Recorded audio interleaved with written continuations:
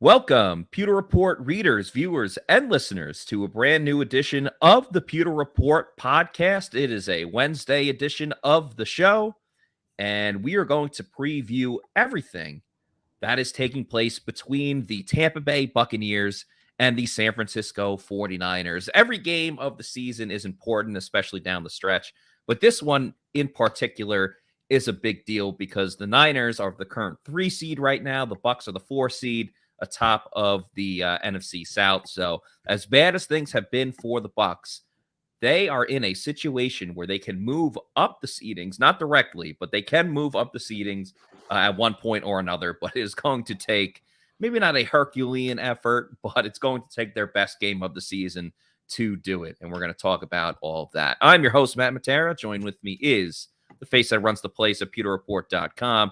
It is Scott Reynolds. And Scott, fun time is over with the late game heroics for the Bucs. We're on to the San Francisco 49ers. We know Tom Brady is. It's a homecoming game for him, and there's a lot to get into for sure. Yeah, it really is. This is is this the ghost of Christmas future, right? With Tom Brady in San Francisco. Is he going to stay there after the game and be a 49er? Well, that might happen next year, but I don't think it's going to happen this year. He'll still be playing for the Tampa Bay Buccaneers throughout the season. But it is interesting, right? Because this is Tom's home state. This is the team that he grew up in watching. He was a big Joe Montana fan. He was actually there at the game when they had the catch, which was cool. The 49ers, Dwight Clark caught the back of the end zone pass from Joe Montana to beat the Dallas Cowboys. So there's a lot of history here for Tom Brady. His parents still live in San California. Mateo, yeah, right. So it's a homecoming game for Tom Brady. He's going to want to play his best football, and we're going to dive into this this game here, 49ers and Tampa Bay Buccaneers. First of all, let me just throw some stats for you here. These, you tell me who this quarterback is. Okay, he's very familiar. I'm just going to give you that heads up right here. Okay. Okay. Let's see here. I got to pull it up. Okay, you ready? 16 touchdowns on the season, 4 interceptions, 67.2% completion percentage. Who's the quarterback? Come on, Matt. Who's the quarterback? You're talking about TB12? You would think, right? Yeah. I mean, pretty decent amount of touchdowns. Not as not as many as it was last year. Only 4 interceptions, 67% completion percentage. Okay. It's got to be Jimmy G if it's not Tom. It's Jimmy G. Yeah. It's Jimmy G. So here's the thing. Jimmy Garoppolo has only 4 interceptions, 16 touchdowns, and 67% completion percentage. Tom Brady, your quarterback, Tampa Bay Buccaneer fans, has 3 interceptions, 16 touchdowns, and 66.2% completion percentage. Nearly identical stats between Brady and Garoppolo. I'm sure Brady is not happy about that. No. But I'm just saying it's kind of crazy, right? It's like we think of Jimmy Garoppolo as this awful quarterback and Tom Brady is this amazing quarterback, but almost identical statistics this year. The one thing that Tom Brady doesn't have that Jimmy Garoppolo has is more wins this year. 49ers are 8-4. It's kind of crazy to think about, but not that much separation. Now, if you're going to ask me which quarterback would I take, I'm taking Tom Brady all day long, but I'm just saying it's kind of crazy how both of those numbers are almost identical for these quarterbacks. So it's kind of wild to think about. Just stumbled upon that as I was doing my research for this big game. And anything jump out to you, Matt? I mean, here's one more thing too. Sure. Since the Christian McCaffrey trade, right? The 49ers traded for him. He suited up for that Chiefs game literally a couple of days after arriving in San Francisco from Carolina. And since then, now they lost to the Chiefs 44-23. That was at home. But then they've ripped off 5 straight wins with Christian McCaffrey. Of course, the next week against the Rams, he's the NFC Offensive Player of the Week. Threw for a touchdown, caught a touchdown, ran for a touchdown. They beat the Rams. They beat the Chargers. They beat the Cardinals. They beat the Saints. And, of course, last week they beat the Dolphins. Christian McCaffrey's been a factor. So the prior to Christian McCaffrey's arrival, this was a 49ers team that lost to the Chicago Bears 19-10. They lost to the Denver Broncos. The Denver Broncos. Let's ride. Yeah, they lost to the Denver Broncos 11-10. And they lost to the Atlanta Falcons 28-14. Since his arrival, they've scored 23 points, 31 points, 22 points, 38 points. And they did beat the Saints, although it was 13-0. Not a huge point explosion there, but then 33 points for the Dolphins. So since Christian McCaffrey's arrival, the 49ers offense has really picked up in terms of point production. Yeah, it really has. And a couple of things that really stand out to me is, one, they're kind of force feeding Christian McCaffrey too. And I think his first couple of games, other than the thrown touchdown, it took him a little bit to, really find his groove in this offense. And the 49ers had a couple other running backs that are talented as well, but they ended up getting injured because Elijah Mitchell. Yeah, Elijah Mitchell. Outside of the Chargers, only the Niners have just as bad of an injury history with their star players. So they've been Christian McCaffrey heavy a little bit where they don't even necessarily need to. I mean, all the weapons around them, whether it's George Kittle, Deebo Samuel, Brandon Ayuk leads the team in touchdowns, I believe, and he's not even their most talented wide receiver. Deebo can line up as a receiver, but obviously go in the backfield. So that's what really scares me about the Bucs. I mean, they've had so many communication issues. You want to talk about the Taysom Hill touchdown, the Cooper Kupp touchdown from weeks ago. The Bucs have communication issues every single week, or breakdown in coverage. So now you're telling me they're going to have to figure out when Deebo's in the backfield or McCaffrey goes in motion, or, they line up Kittle. Not to mention, they use a fullback as well, Kyle Juszczyk, who actually, scored a touchdown last week. I'm not saying he's going to be the focal point, but they can attack you in so many different ways. But I would say, to answer your question, the biggest thing that really stands out to me is, I think with both teams, and obviously Brock Purdy is going to be the quarterback for the 49ers in this game, I think we're looking at another defensive struggle. And I say that meaning the Monday night game for the Bucs and the Saints. It was pretty heavily predicated on the defense, and then Tom Brady magic came over with 5 minutes to go in the fourth quarter. I just see another, I don't want to necessarily say sloppy, because the Bucs do a pretty good job of holding on to the ball.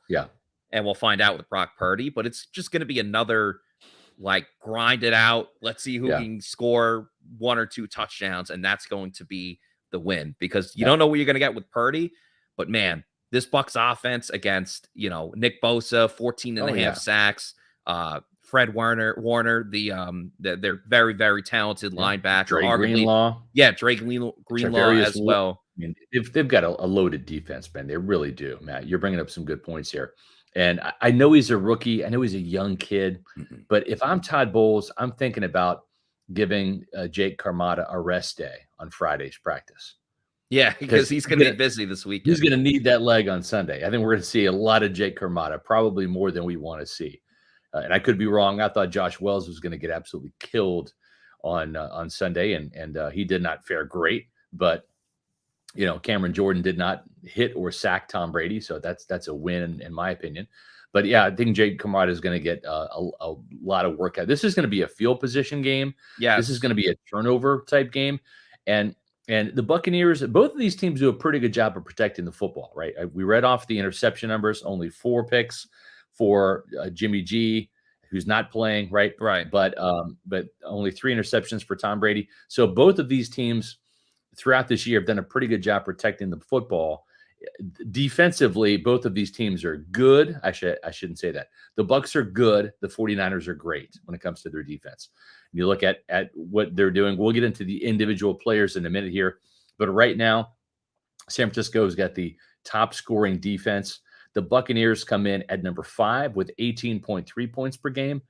Matt, the 49ers are better at 15.8. And you look at where they really excel. It's not just with the scoring, right? That's one thing that Tampa Bay does a pretty good job of is keeping the points off the scoreboard. They also just limit the yards in San Francisco, 283.9 yards per game. That's the best in the league. Yep. Tampa Bay, 313.8. They're sitting at number 8, so they're still in the top 10. Again, we're talking about a good defense versus a great defense here.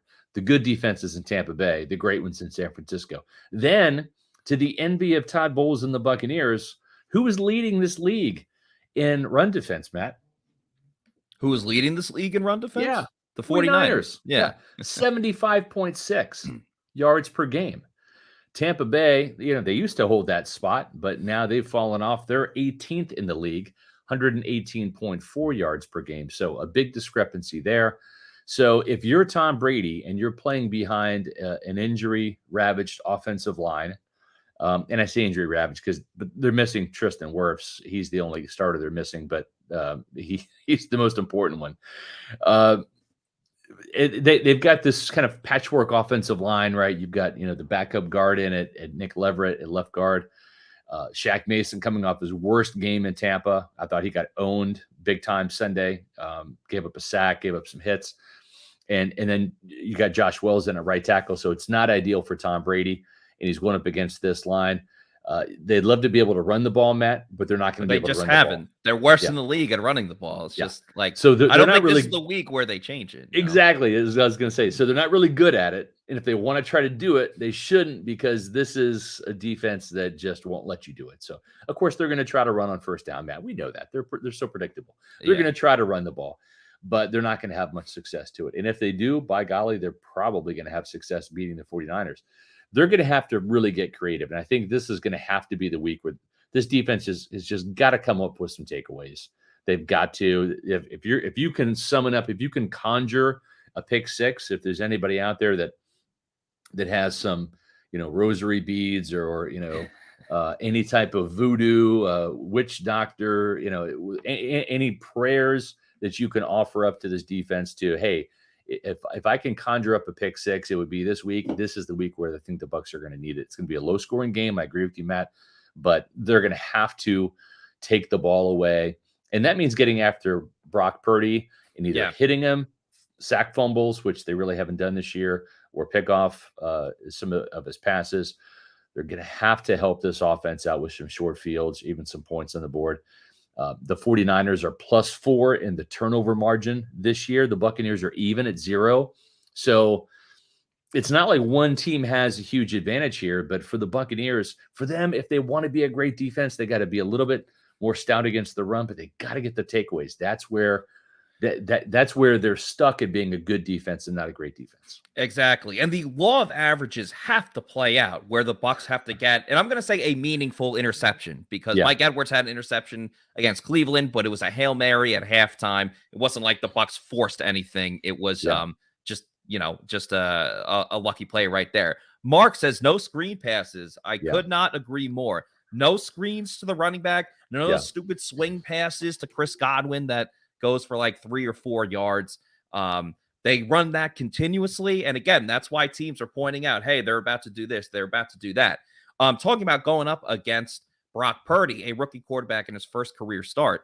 Normally you say, hey, this is great. You're going up against a rookie quarterback. And that still is the truth for to a degree. But I would also say the 49ers and Shanahan's offense, I'm not going to say it's rookie quarterback proof, but if there's any type of offense that can best suit and cater to a new player, it would be this type of offense. I will bring up my example in just a moment. But first, I do want to talk about the presenting sponsor of the Pewter Report podcast, Celsius Energy Drinks, the best energy drink around that you can find. Multiple different flavors. You see the Arctic, tropical, and peach vibes up there. You can also go with the sparkling watermelon, peach mango, cola flavor, cucumber lime. So a ton of great flavors. 7 essential vitamins is the key. It's the healthy version of an energy drink. Gives you that essential energy to accomplish whatever goal you have in front of you. Also, 0 sugars. That means you're not getting that crash later on like you might have with other products. You just drink it, you're good to go.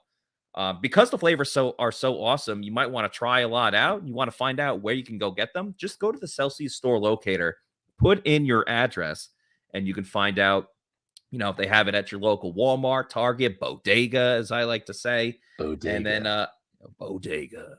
And then once you love Celsius, and I know that you will, start buying it in bulk. Have it sent straight to your house or apartment. I would recommend getting the variety pack because variety is the spice of life.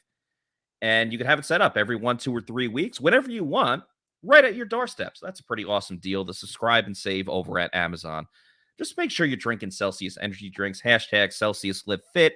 Hashtag Celsius Energy, the official sponsor of the Pewter Report podcast. And like we said on the other show yesterday, we love it when you guys send us pictures, photos of, you having a Celsius energy drink. Someone today tweeted at us. They were upset because they spilled half of their Celsius energy drink. And unfortunately, we're not able to finish their Arctic Vibe. So unfortunately, a damn shame there. But yeah, check out Celsius energy drinks if you haven't just yet. Drinking an orange right now. There you go. Celsius Orange, the classic. Can't go wrong there. Yep. We did have a question from Mark real quick here. Oh, yeah, sure. Pull that up. Where was it? Here we go. Appreciate the donation, Mark. Seriously, have you guys noticed that Brady's long balls don't have the loft that they did the last 2 years? Harder to complete that pass. I don't know that I've noticed a lack of loft. Sometimes I think there's almost too much loft because he's overthrown some people, like Julio Jones on Sunday's game on the Monday night game to Julio down the field. That was an overthrow. I think that he's overthrown Mike a little bit, and maybe that's what you're talking about. Maybe it's a little bit too much of a deep shot rather than that kind of arching pass where the receiver can run underneath it. There hasn't been a lot of deep ball connections this year. And honestly, there hasn't been a lot of deep ball throws either. Brady has been throwing so much of the quick game, the underneath stuff, the wide receiver screens, Matt, like we've talked about, that I just don't think that they're getting enough shots to really kind of iron it out and get that rangefinder going where Brady can do that. In 2020, it was more of a bombs away approach. Scotty Miller, Chris Godwin down the middle, even Rob Gronkowski, he caught several 30-yard passes, those deep shots down the middle. So to me, I don't think they do it enough to be really good at it anymore, to be honest with you. Yeah, everything's short, dink and dunk, a lot of receptions to the running backs, but that did play well at the end of the game with Rachaad White scoring a touchdown. But yeah, I mean, it seems like the 10 to 15 yarder to Mike Evans, the couple of receptions that he made, that really seems to be the Bucs' new chunk play, which, yeah, it's a nice play down the field, but I wouldn't categorize it as like an absolute chunk play. They're not able to push it like they used to. I don't think it's necessarily Brady's like lack of arm strength or anything like that. Again, the throws to Julio and Mike, he's missing it by a yard or two. So it's not, it's not like it's completely egregiously over the top or missing. I think it's more of he's getting rid of the ball so quick because, he doesn't totally trust the offensive line still, and he's dumping it off quickly. That's why you're getting those shorter plays and those screen plays. If he would just stay in the pocket a little bit more, maybe some of those deep balls hit just a second or a second or two more than typically that they would. So that's how I would assess it.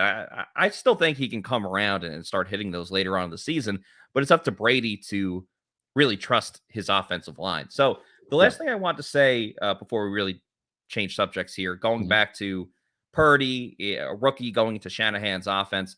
Let's remember, this was a couple years ago before really the whole Jimmy G and Trey Lance saga took over, but the 49ers had a young quarterback. There's Brock Purdy right there. The 49ers had a young quarterback by the name of Nick Mullins, who played at, what was it, Southwestern Missouri? It was Southern Miss. Southern Miss, yeah. So he played at the same school as Brett Favre. That was the big comparison there. And sure, the 49ers weren't a great team. They weren't, Super Bowl contenders by any mean, but I think they were a way more competitive and in games and actually functional on offense more than anyone else really thought. And you could say, hey, like maybe Nick Mullins showed something that you weren't expecting, but I would liken it more to just the fact that this offense, they have the schemes, they have everything dialed up where you kind of just need to plug in a quarterback and make sure they don't completely screw it up. So that's where that hurts the Bucs. And Todd Bowles kind of talked about it today where, you don't have a lot of tape or footage on Brock Purdy. And Bowles said, we're game planning against the scheme. It's not necessarily one guy. It's the scheme that the 49ers bring. And so that's obviously a huge matchup in of itself. It's just Todd Bowles and his defensive game planning versus Kyle Shanahan, his offensive game planning. Yeah, and I think Brock Purdy's skill set fits what Shanahan likes to do quite a bit. And it kind of reminds me a little bit of Skylar Thompson, who was a Kansas State quarterback that I watched. Wildcats. Doesn't have a huge frame. He's got pretty decent NFL size in this day and age. He's not like the big closet or classic pocket passer. He's not the 6'5", 235-pound guy, 6'1", 220. And I think you're going to see more and more of these type quarterbacks, these kind of gritty gamers coming into the league. And even got, like we saw Anthony Richardson, right? The quarterback for Florida, the player. And it's like, he's got all the talent in the world. He is going to bomb in the NFL.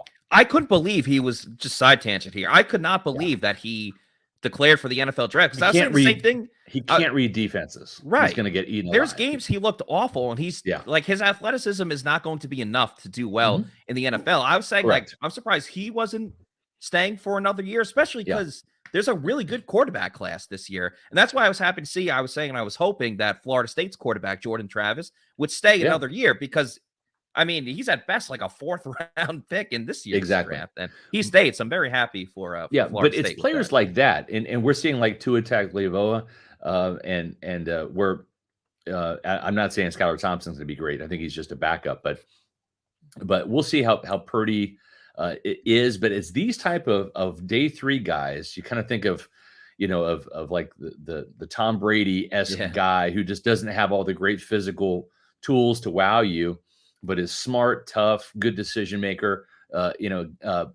He's got like moxie, which is the term that Bulls used to describe him the other day. He's gritty.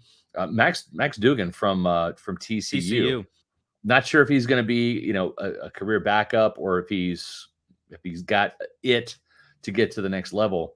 But I think some of these quarterbacks coming out are going to be better than people expect. Even Pratt, the kid at Tulane, is a really good quarterback. I was texting with Ryan Griffin about him the other day. Griffin, of course, went to Tulane, and we were chatting on Saturday about the K-State TCU game and then the Tulane UCF game. And I was impressed with Pratt. He beat Kansas State earlier in the year. He beat UCF to win the title for Tulane. He's a good quarterback, but he's probably not going to be a 1st round pick like the Levis kid at Kentucky and Richardson. Probably going to get overdrafted because of his physical tools and potential. But the thing with Purdy, man, is I saw this guy play for 4 years at Iowa State. He was part of their turnaround, part of the reason why they were a bowl team for so many years. He had 81 touchdowns, 33 interceptions, and 27 touchdowns, 9 interceptions in 2019. And then 19 touchdowns, 9 picks the next year. And then his final year, 19 touchdowns, 8 interceptions. Completed 67.7% of his passes. He's a good system quarterback. And when I say system quarterback, that's kind of what Kyle Shanahan wants, somebody to run his system. And I don't think that you can plug and play Brock Purdy into any NFL scheme. He's not that good of a player. But as we saw with Skylar Thompson in that Miami system, which is almost a carbon copy of what they run in San Francisco, because that's where Mike McDaniels came from. But what they're doing in Miami is similar to what they're doing in San Francisco. And you get these type of quarterbacks that have some ability, that are smart, that are good decision makers, that are accurate, and they can make some things happen and cause some problems for you. And so I think it's so much about scheme fit and quarterbacks. And that's why it's going to be really interesting next year, just to kind of bring this back to the Buccaneers for a minute, Matt. We don't know who the quarterback's going to be for the Buccaneers. We do know that there's only one quarterback under contract next year in Tampa Bay, and it's not Tom Brady.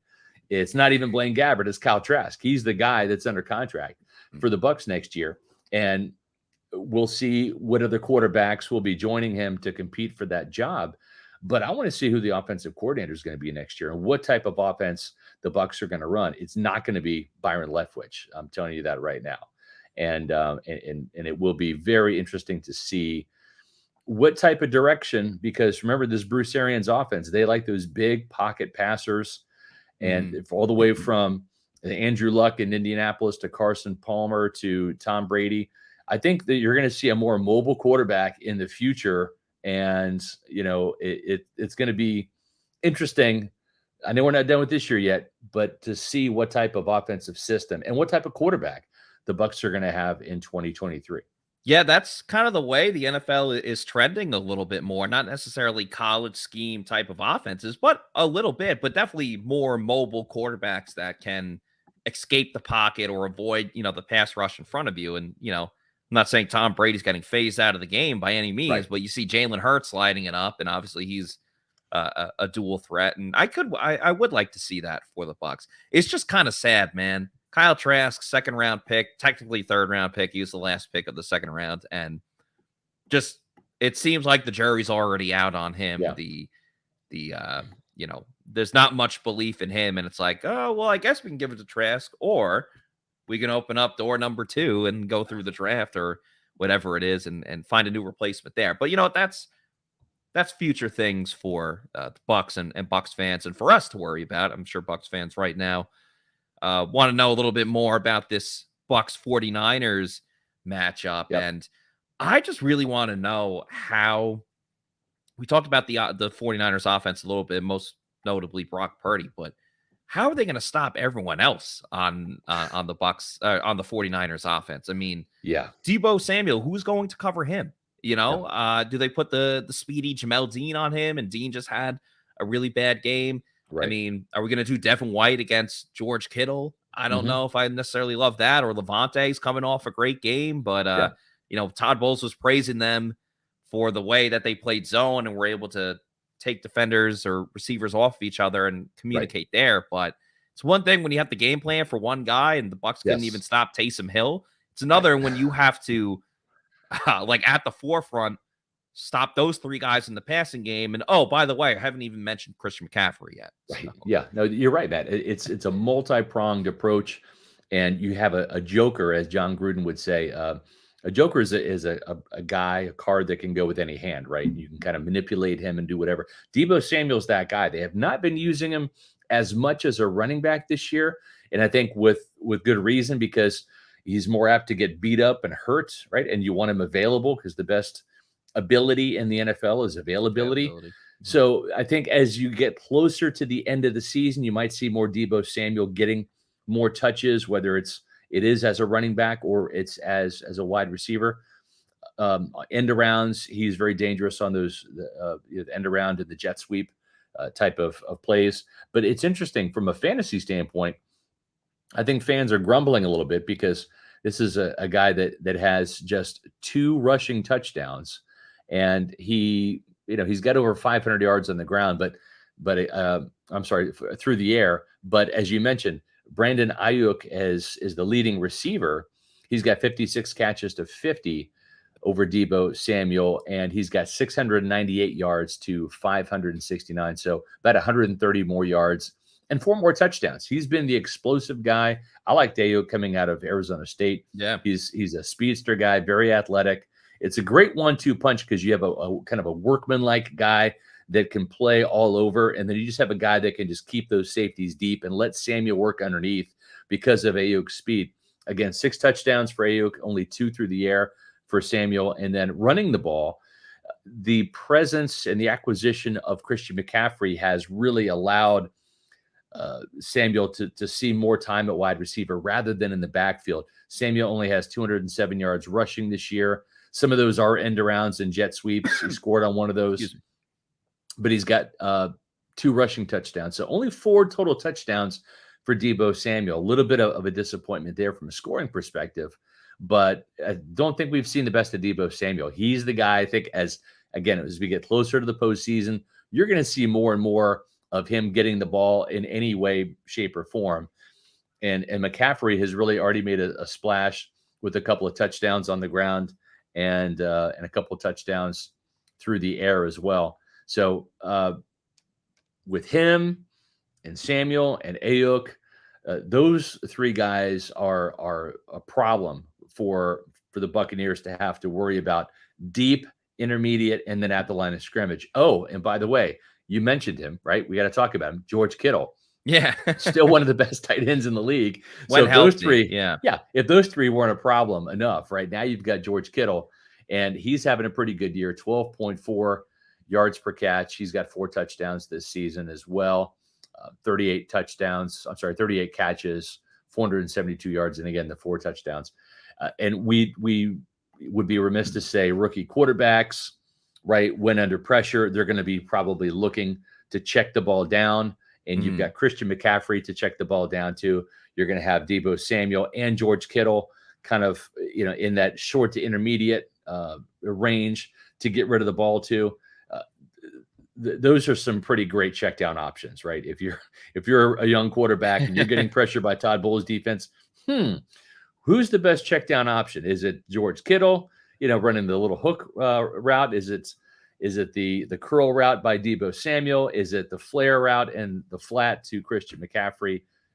It's hard to cover all three of those guys. And I think the key for Brock Purdy is finding the open guy. That's going to be the key is knowing where to go with the ball when it's being checked down to.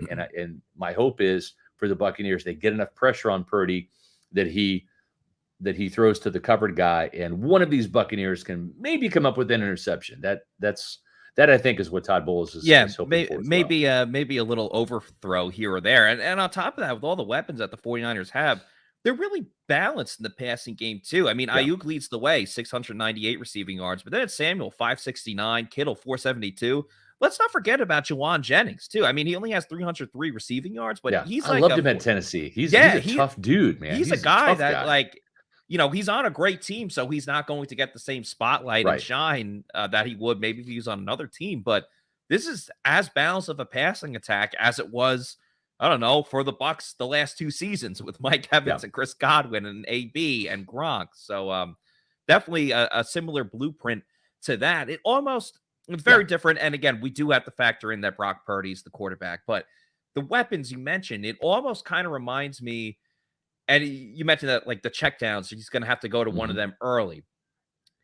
That hurts a little bit for, Todd Bowles loves to blitz. And there was a couple of times against the Saints where they just couldn't get to Andy Dalton quick enough. And he dumped it off to the tight end, Troutman. He got 25 yards down the field because he sent the house. And listen, I get it. That's Todd Bowles' calling card. But you know what?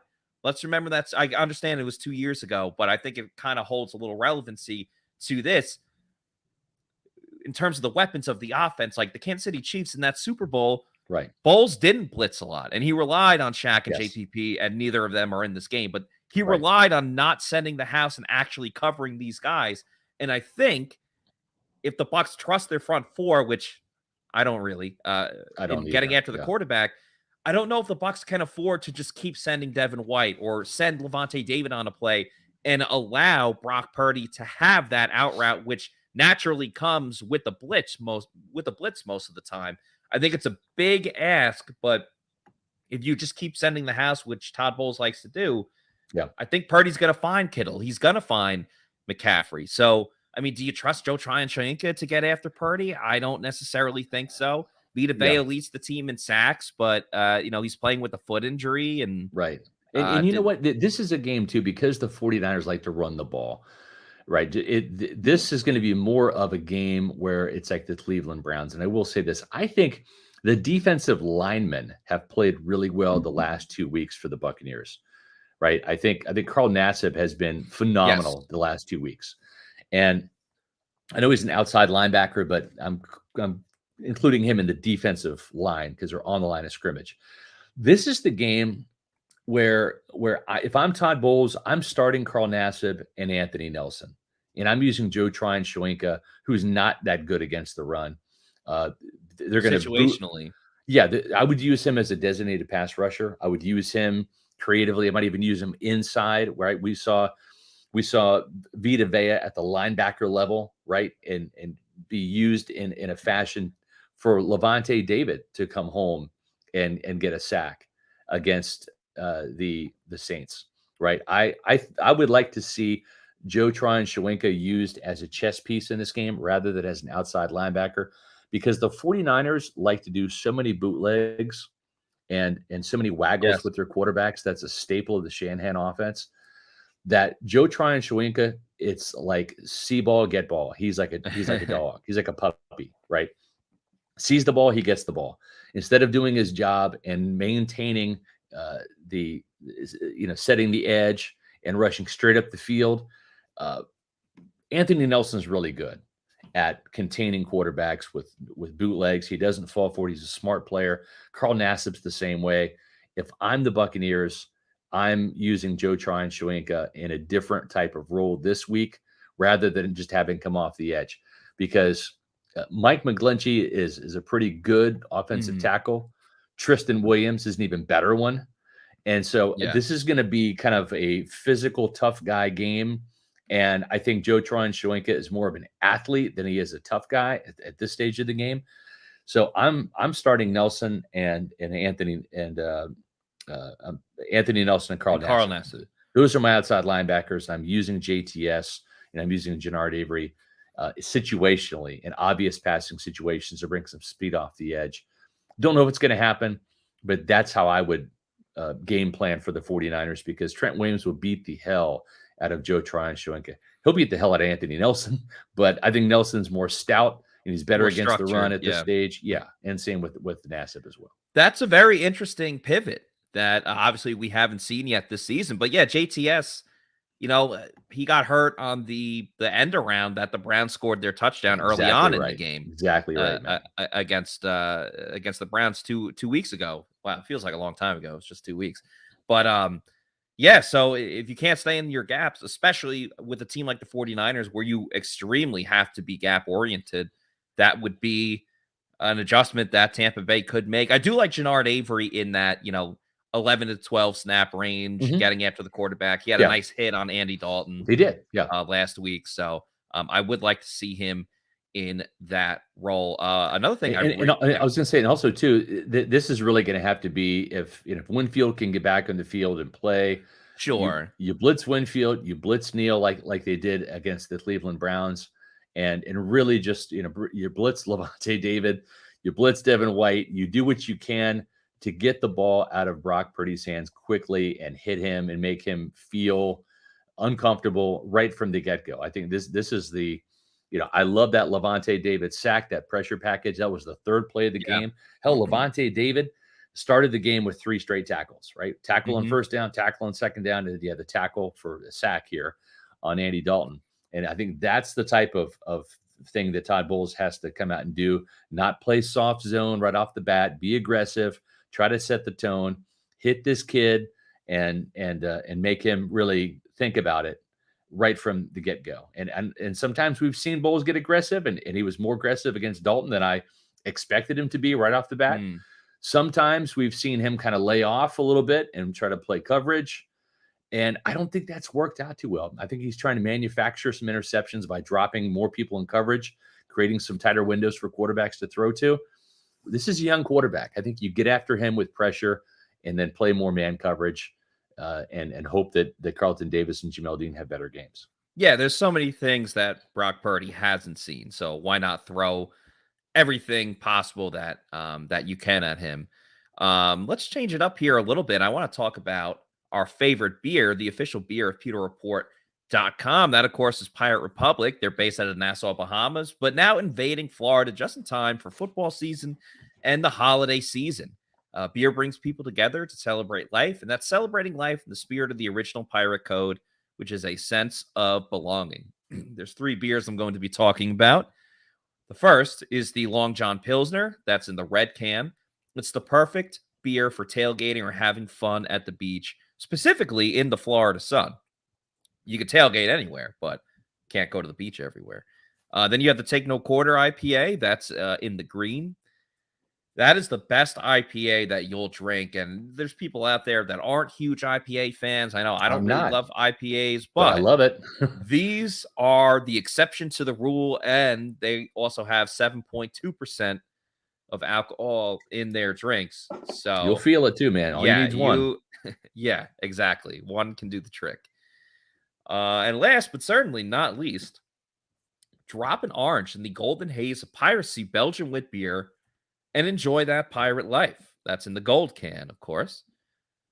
Pirate Republic beer is available at participating retailers like Total Wine and More, Lucan's Liquors, Party Liquors, and select ABC liquor stores in the greater Tampa Bay area. I get my Pirate Republic at the ABC Liquors, and they're expanding across the state of Florida. That's a lovely thing to hear. So live life on your terms and drink like a pirate with Pirate Republic beer. We love Pirate Republic beer. You can also get them at the New York Pizza in Ybor. They have it over there. So check it out. We know everyone has their certain beer, but we're telling you, you'll enjoy this one. And again, help us help our advertisers. Yeah. And big fan of it. Yeah, definitely a great beer. We just got the injury report from the Buccaneers. Not a lot of great news here. I mean, I think the good news is not a lot of people on it.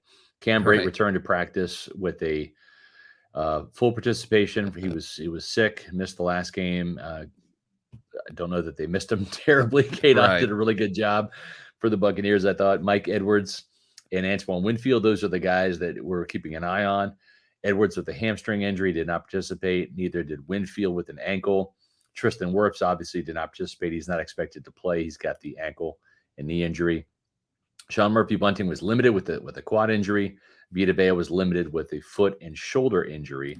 And we don't have the 49ers injury list yet because they're still practicing. It's like 3 hours behind here. So it's like 1:44 out there on Pacific time. So keep an eye on that. I think Nick Bosa has a hamstring he's dealing with. I think he's expected to play on Sunday. If he doesn't, that would be good news for the Buccaneers because this guy is a game wrecker. Let's switch now to the defensive side a little bit. We've talked about the 49ers offense. They're loaded with weapons. Brock Purdy is going to be the X factor. They've got a good offensive line. The tackles are the strength. I think the interior, this is a game where Will Golston, Vita, Akeem Hicks, they got to rise up and not just stop the run, but they're going to have to get after the quarterback as well and really push the pocket.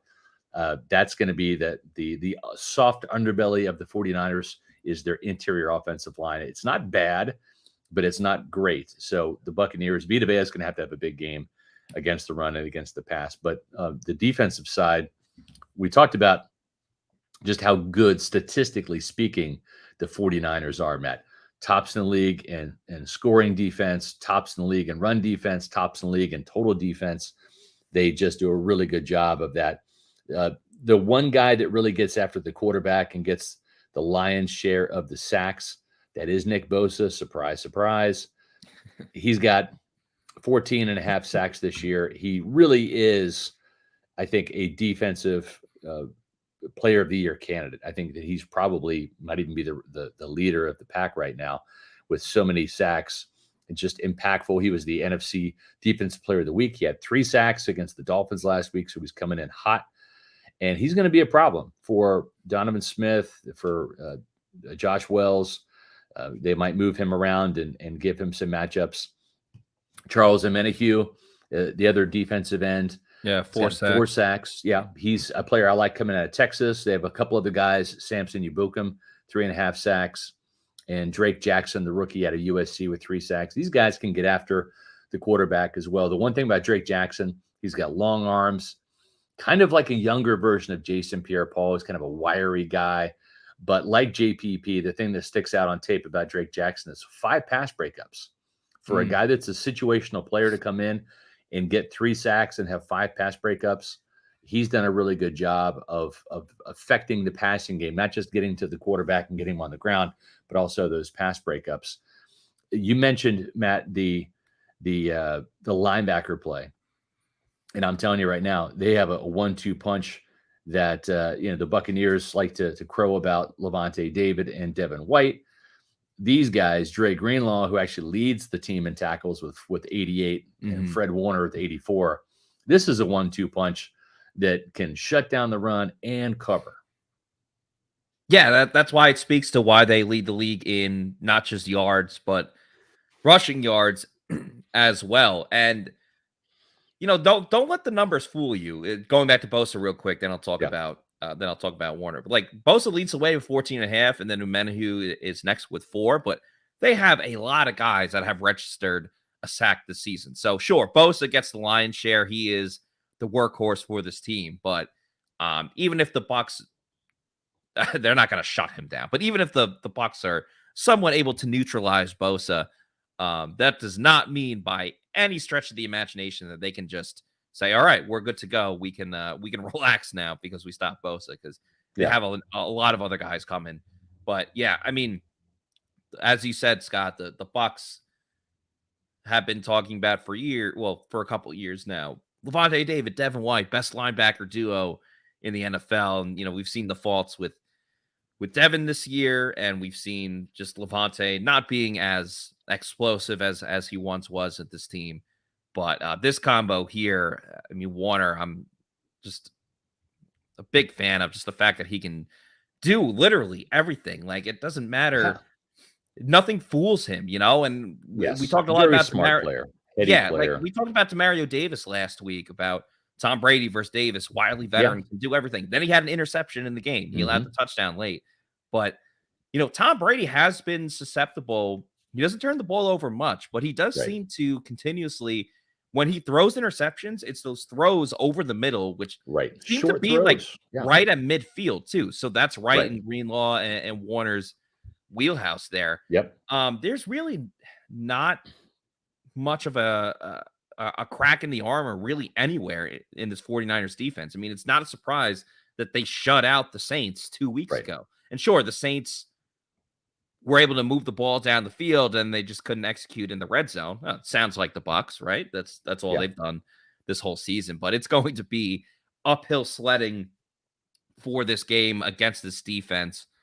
With Warner and all the things that he can do. So it may really just come down to a turnover, field position, a field goal fiesta, where there's going to be a lot of Ryan Suckup and a lot of the 49ers kicker. It's not going to be a pretty one. If someone had never watched football before, it's like, hey, this is what it looks like. I wouldn't show the Bucs 49ers game. Right. And Robbie Gould's a good kicker too. He's not a bad kicker as well. Long tenure too. Yeah, he's been around the league. There's no doubt. The thing too about Greenlaw and Warner is just their athleticism. I mean, the Bucs liked Dre Greenlaw coming out of Arkansas. Didn't really have, kind of that roster spot. I think when he came out, which was, that was 2019. So they obviously drafted Devin White. They already had Lavonte David. They weren't going to draft Dre Greenlaw, but if Devin White was not available, because there was some talk that the Oakland Raiders were considering him at 4, and they probably should have drafted him right instead of Cleveland Farrell. But if they would have drafted him, the Buccaneers would have gone a different direction in the first round, and then maybe get a guy like Greenlaw later in the draft. But Greenlaw, this is a player that has a forced fumble, 2 fumble recoveries. He's got a couple pass breakups. He is a speedy guy, and Fred Warner is also athletic, and he's super smart, very instinctive. He actually leads the 49ers, Matt, in pass breakups. He has 10 pass breakups. The next closest guy is Travarius Ward with 9. He's a cornerback, right? He's going to have more play, right? In defending the ball, but it's actually Warner is leading this team in pass breakups. Plus, he has an interception, a forced fumble. He is a player that reminds me of Demario Davis and just his savvy, his playmaking ability, just a guy that you got to account for on every single down. And I watch a lot of Demario Davis. He's probably my favorite middle linebacker in the game right now. And even though he had the interception, it's ironic that we talked about that matchup last week, right? The chess match between Demario Davis and Tom Brady. Demario Davis ended up being on the receiving end of all 3 of those touchdowns from Tom Brady. And I say all 3, meaning he was the one in coverage in Chris Godwin that didn't get called, right? That didn't count because of the holding penalty on Donovan Smith. He was in coverage on Cade Otton that gave up the 1-yard touchdown, and he was the one in coverage that gave up the Rachaad White touchdown. So a little bit of payback there for Tom Brady. But Greenlaw and Fred Warner, if you're not familiar with these guys, you're going to hear their number an awful lot on Sunday in stopping the run when the Buccaneers try to run, probably in futility. But these guys are going to be all over the field. Yes, they are. Hey, let's hear a message from our friends over at Immuni Financial. At Amuni Financial, we help you live in the now. Dude, Congratulations. We're so happy for you. Thank you. And even though the now may feel very different, you still need to plan for the future. How's retirement treating you? Oh, just fantastic. I know I say it all the time, but you really got to come up to Colorado. Let's do it. All right. Yeah. We can help you develop that plan to keep you on track, so you can still prepare for tomorrow, today. Amuni Financial. Plan ahead, stay ahead. That's right, folks. Listen, it's getting close to the end of the year. And whether you have a financial advisor or not, what I'm asking you to do is this. Call our friends at Immuni Financial and let them give you a second opinion. Let them look over your portfolio and see what you have going on in terms of your retirement, see what you have going on in terms of your legacy planning or maybe your college savings accounts for your kids, and see how Immuni can help you navigate this current crazy economic climate we're in right now.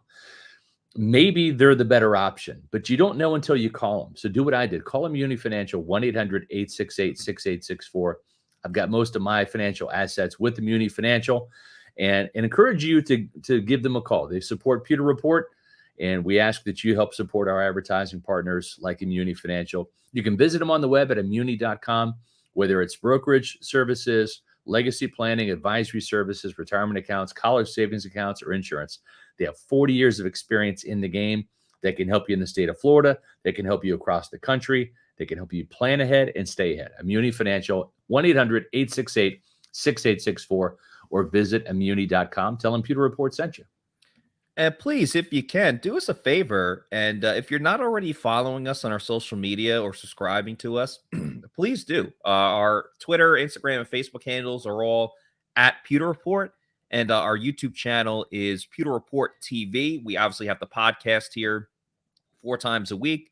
We have the Celsius Pewter Report tailgate show on our YouTube channel, along with our Pewter Game Day show. We're also putting out a bunch of clips all the time, different sound bites, different Bucs related content that go on our YouTube video. And we would love to get to 10,000 subscribers by the end of the Bucs season.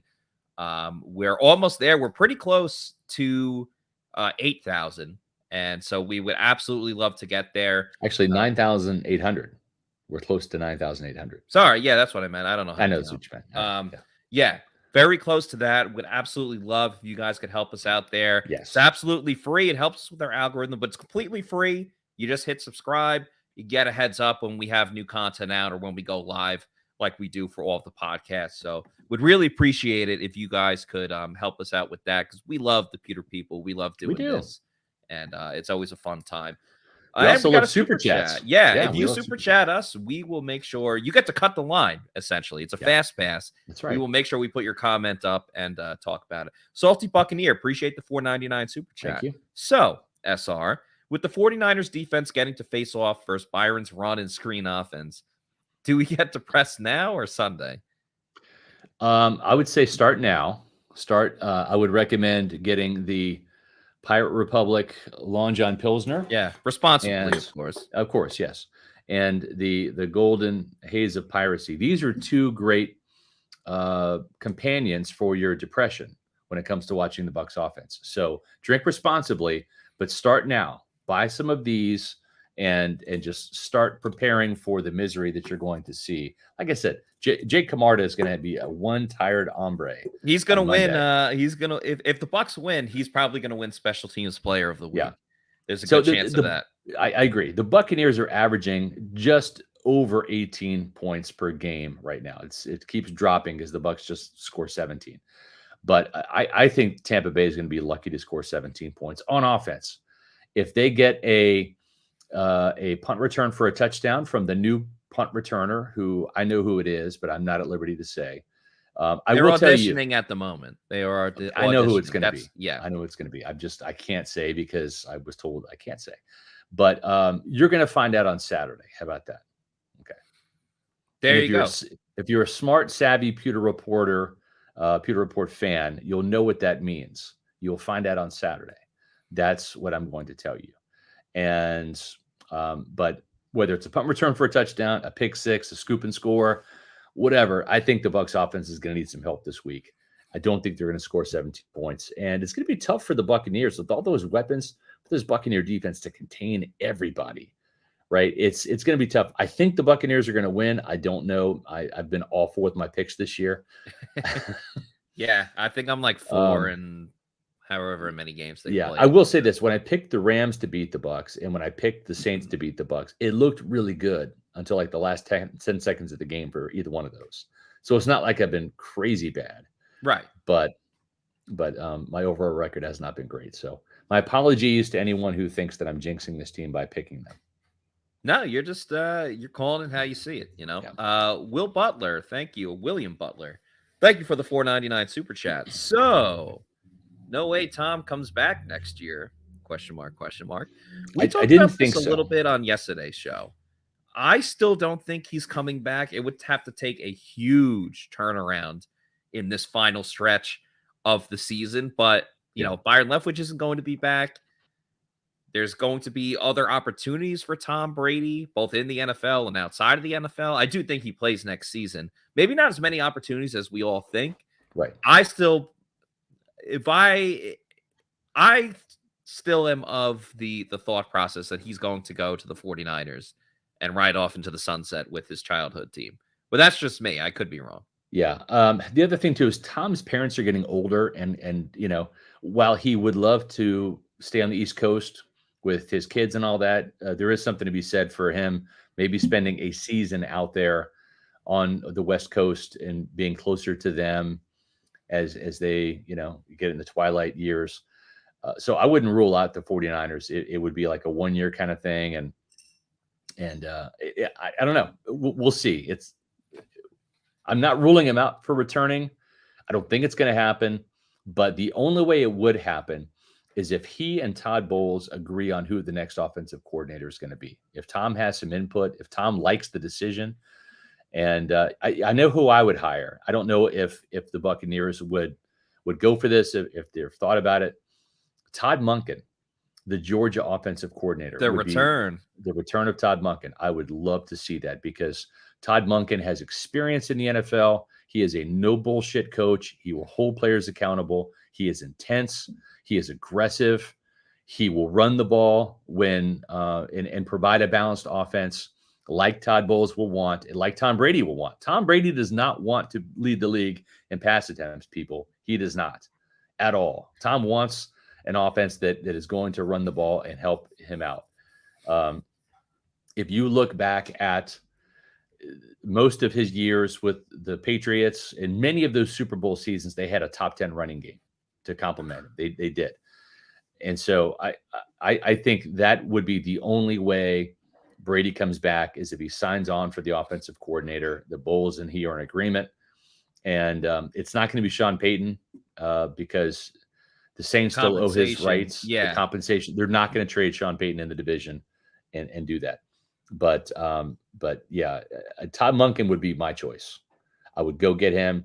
And listen, if you're Todd Monken and you're looking at this saying, well, I want to be an NFL head coach maybe and get to work with Tom Brady, that wouldn't be a bad thing. But at the same time, too, if Todd Bowles might be on the hot seat, this might be a good opportunity for Monken to kind of think, well, you know, not that I want to go in there and you know, backstab the guy, but if it turns out where, hey, you know, if Todd Bowles gets fired, this might be a fast track opportunity for me to get the job. Same thing happened with Todd Bowles, right? With Tony Sperano was let go in Miami. Todd Bowles was the interim head coach. So it's not a far-fetched notion, but Monken would be the guy. Georgia offensive coordinator, has won a title there, has produced 2 undefeated seasons, can develop a quarterback. Look at Stetson Bennett. I mean, you know, he should win the Heisman. He should be the Heisman Trophy winner, in my opinion. You think so? I do, yeah. I mean, Stetson Bennett, he runs that offense. He's a great college quarterback. I don't think he's going to be a pro quarterback, but a great, great college quarterback. I watch a ton of Georgia. I still text with Todd, too. And there you go. Todd Monken's a good dude. He would be my choice. Todd Bowles and Tom Brady, as he said, would have to agree on it. But we can all agree that age rejuvenation is a great product that you should be using today. As we age, our hormones decrease, both for men and women. I was tired all the time, had no sex drive. I was groggy. I felt like I was 80 years old because everything hurt. I came to age rejuvenation because I was tired all the time. Bioidentical hormones has really made such an impact in people's lives. I actually enjoy shopping now. Got all my energy back. Mind is sharp. I feel like I'm 18 again. It was perfect for me. Get with Age Rejuvenation. Do it now. Don't wait. Call Age Rejuvenation today. Do it. Do it now. Do it. Age Rejuvenation. Don't wait. Don't be like me. I was dumb. I waited till I was 50 years old, and I got so tired I couldn't know what to do except drink 2 Celsius a day. Guys, if you want to feel better, go to Age Rejuvenation. I'm serious. I am a client there. It is no joke. I feel like I'm 40. I'm younger in terms of my mental acuity. I feel more physically fit. I can rock the gym easier than I could even 6 months ago. It's just been a life-changing thing for me. John Gilmore, former Bucs tight end, got me onto this. He's been on it now for about a year. He's only 43, and he looks great. Looks like he could play 10 more years in the league. So go to agerejuvenation.com. Sign up for that free consultation. Give yourself the gift of health, guys. Seriously. I have low testosterone. Most men in their 40s, 50s, 60s, 70s have low testosterone. It's just nature. There's not much you can do about it. Oh, except, get that testosterone therapy at Age Rejuvenation. And it will work wonders for you. Your wife will love it.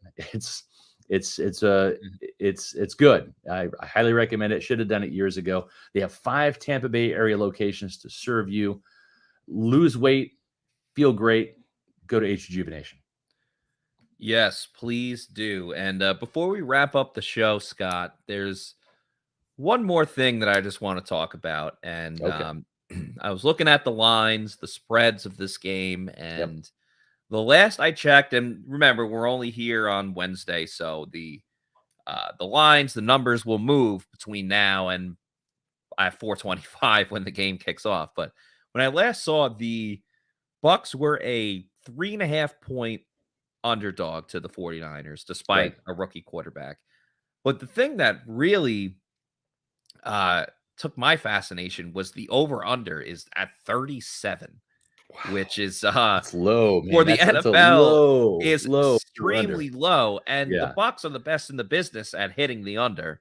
They continuously go with the under, but that is such a low number. Like, you're asking the Bucs offense to turn it on just a little bit, or the 49ers to keep doing what they're doing with that offense, just not with Jimmy G, with Brock Purdy. So I'm going to have to take a little time to really think about whether I'm going to bet the over or the under. For Bucs minus 3.5, Bucs plus 3.5, I would wait a little bit, because I think that number is going to go up, and you might be able to get the Bucs at +4, maybe even +4.5.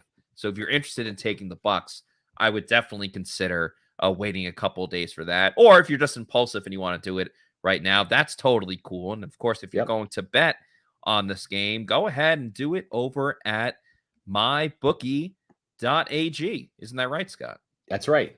Cash in and cash out with MyBookie. Sports betting, it's intense enough. You shouldn't need to sweat your payouts. MyBookie has no strings bonus that will let you cash in and cash out quick. Use the promo code Pewter on a deposit of $50 or more. You can receive up to $200 in cash instantly in your MyBookie account. Using this bonus is simple. Bet your deposit amount once, and you're ready to cash out. It's a no strings attached cash out bonus with MyBookie. Hammer this bonus on MyBookie so you can focus on what's important, and you can bet anything, anytime, anywhere, only with MyBookie. It's the best place to go to bet. While I did lose $60 on my bet on Monday night, best $60 I've spent, Buccaneer fans. I did win big time on Sunday to help offset my losses. I bet on the Seahawks over the Rams, heavy, and cashed in on that, and then also bet the Vikings for the win. So I won on Sunday, lost on Monday. Wouldn't have it any other way. There you have it. And that's going to do it for us for today's show. We'll have another one tomorrow, so don't you worry. I feel really good about today's show, man. Yeah. I thought this was probably the best Pewter Report podcast we've ever done. I think so too. I think we're on the same page. We're going to try to beat it tomorrow if we can, and I like our chances there as well. Buff Curry, 813 Turner. likes the Bucs over the 49ers. I've not come out with my score prediction yet. Look for my prediction and Matt's, and JC's, and Casey's, and Josh's, and Bailey's on Friday on pewterreport.com. We do our pewter preview and predictions, so look for that on Friday. Yep. And we'll have all of our predictions there, and hopefully I will win this week because I picked the Saints last week and I lost. But hey, good for the Bucs. Yeah, hopefully they can make it 2 in a row. So for Scott Reynolds, I'm Matt Matera saying thank you everybody for watching, and we will see you tomorrow for another edition of the Pewter Report podcast. Out.